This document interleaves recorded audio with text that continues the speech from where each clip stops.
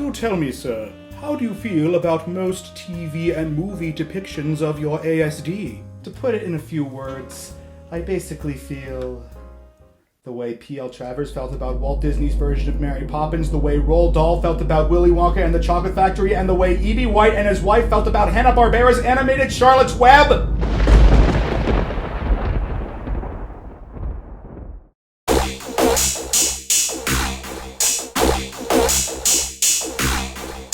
Hi everyone, this is Daniel P. Weber, the writer, composer, and lyricist of Unique, a new musical, and welcome to the first episode of the Unique Files.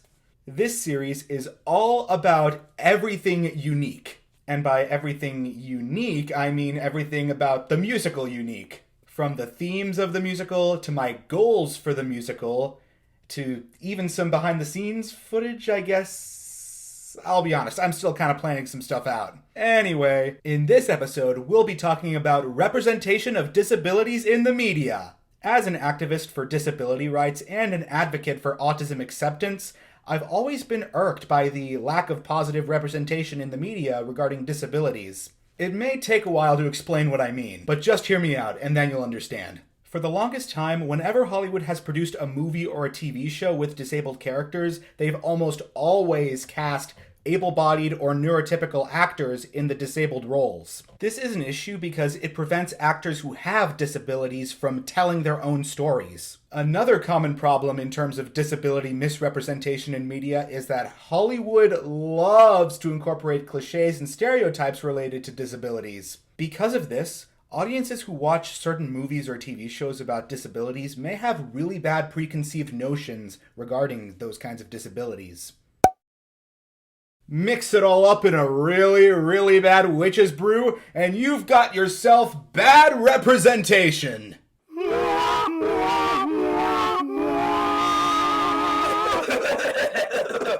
But trust me, even those examples I just showed you aren't nearly as bad as this.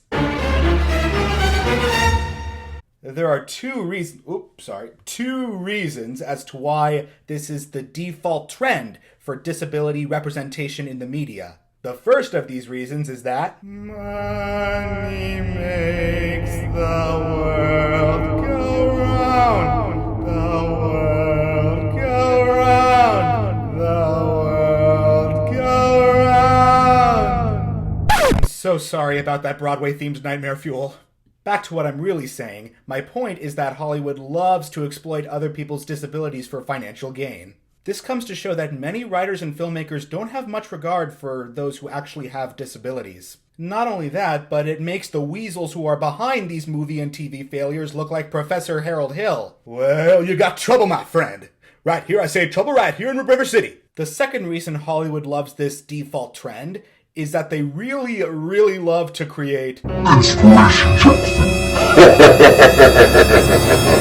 To clarify, this is when a movie, play, or TV show about disabilities is either A, trying way too hard to be syrupy or emotionally manipulative, or B, trying way too hard to depict those with disabilities as being inspirations for able-bodied or neurotypical audiences. In other words, these are when the writers fail to make any disabled characters three-dimensional. Ooh, those wascally whiters! As I mentioned earlier, all of these factors lead to massive amounts of misinformation being fed to audiences, practically hypnotizing audiences and turning them into brainwashed, mindless zombies who think that all people who have a specific disability are like this character in this movie, or this character in this TV show, or this character in that play. This is even worse than what would happen if a writer and filmmaker were trying to make a film about Dracula, cast a non-vampire actor in the leading role, and had every one of the vampire's lines end with blah blah blah. And Dracula himself would tell you, I never say blah blah blah. Wait a minute. Now that I think of it, I feel like Twilight would be a much worse representation of vampires because it gives both them and teen romances a bad name. Oh!